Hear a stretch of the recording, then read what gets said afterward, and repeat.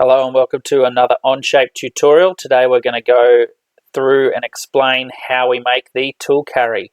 So as you can see on the screen here, this is my completed Onshape tool carry. I've actually made it out of plywood, and I've made it, you can see on the CAD program here, I've made it the same color as plywood. We've actually got little drawers that slide in and out like that, as you can see. And today I'm going to be showing you how we go from essentially an idea in your head to something on the CAD program where you can actually prototype it, make sure that everything looks good, make sure that everything slides and works well, and is appealing. So let's get into it. So before I start any actual CAD drawing, I need to actually do a sketch. So let's go ahead and do that. Okay, so as you can see here, my first step in designing a project is always to sketch it out. So I've drawn myself a sketch here, and you can see this is our tool carry that we've been building at the moment. Now you can see my sketch has some dimensions on it. It has lots of little notes here and there everywhere. Let me go through some of the details for you. So I've drawn the overall construction of how it looks. This is how I want it to sort of look with those curved ends. I want it to have 3 evenly spaced drawers, and I've written that here as well, evenly spaced drawers. I want the overall job to be about 600 millimeters long, 250 wide and 350 tall. Now how I work those out is just simply by getting a tape measure, looking at the tape measure and deciding, yeah, that would look about right, okay? And we can actually tweak those measurements later on the CAD program if we need to. That's part of the whole prototyping phase. But for now, I'm just sort of estimating those by looking at the tape measure, and that's what you guys will do when you're designing your own project as well. You can see here I've got a note that's got a turned handle. Okay, that's this section across the top here. Now, for now, I'm going to draw it straight, but later on I can go and change it so it's actually got a design that I want, that I think looks nice. I've written actually also what sort of material it's made out of. So I've got pine and 18mm plywood. That's a grade A type of plywood. So what that means is it's got a really good outside veneer on that plywood. So the both outside faces on both sides are a really good finish because I want it to be seen. I want it to look nice when it's finished. Okay, but I need that plywood because I need the strength in it, and with these curved shapes as well, I want the strength for those curved shapes that comes with the plywood, with those laminated pieces going back and forward. But I don't want to lose the look, which is why I've gone for the grade A 18mm plywood.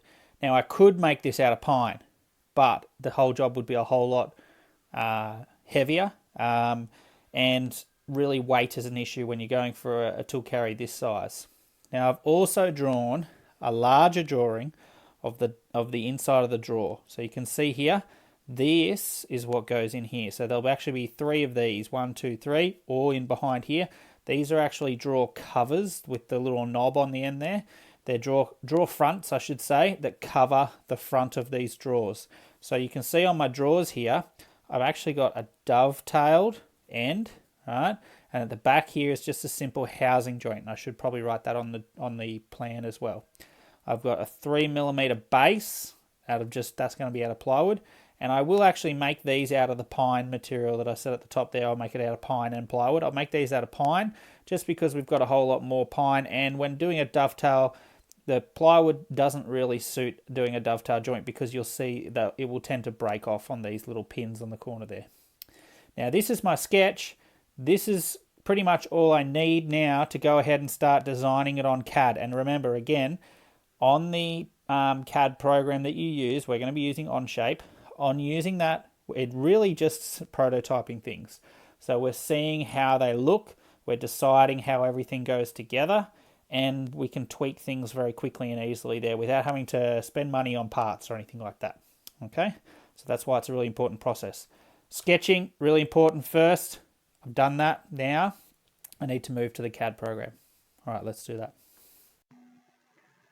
I should point out that this tutorial is going to go over some stuff that is probably more the intermediate level. If you haven't watched some of the basic tutorials for Onshape, some of the stuff that I'm going to be doing here is going to be a bit fast.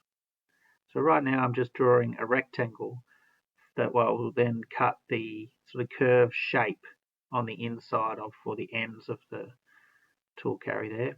The top of the tool carry there I'm going to make is a 100mm diameter circle, and then I'm going to draw an arc from just the 90-degree edge of that circle and attach it to the edge, but I'm going to make sure that that edge there is 200mm from the bottom corner. Okay, and do the same on the other side. Now I'm going to use a little tool here, which is the equal tool, just there. I've just grabbed it. Okay. Essentially what this tool does is it just means that one curve is now equal to the other curve. So by clicking on one curve and then the other curve, made sure that both curves are equal, which makes them snap into the same position as the one on the left. Okay, now I need to give some thickness, which is 18mm thick, as I mentioned before, and we need to start drawing the sides of our tool end. Okay. So these are just simply rectangles. They need to be rectangles that are 580 because I'm going to leave a 10mm rebate on each end. So 580 plus 10mm at each end will be 600. And this one here that I'm drawing now should be the base. So it should be the same width as the end piece there, which is 250.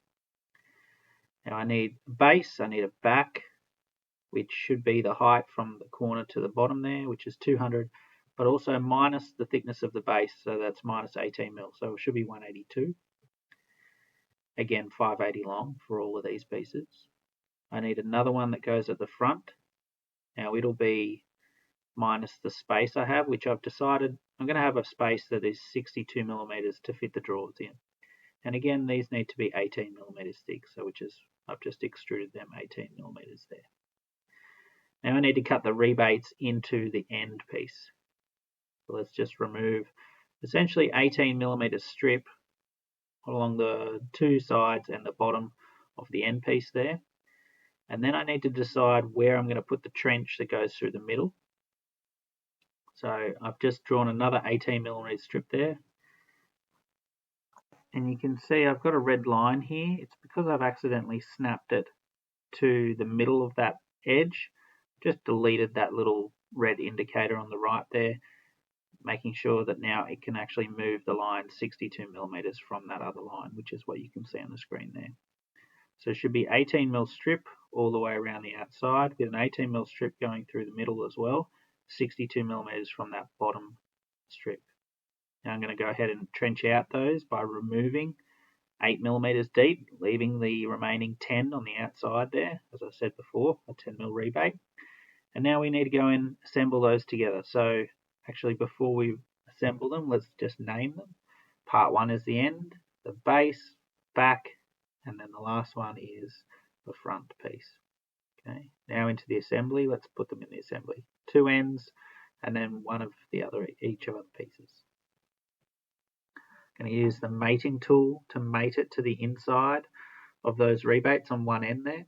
And I'm going to rotate them now so you can see they actually fit together the way that they should in reality. Let's go ahead and mate the top corner, the back there, flipping and rotating using that flip tool that you guys have seen before in other tutorials.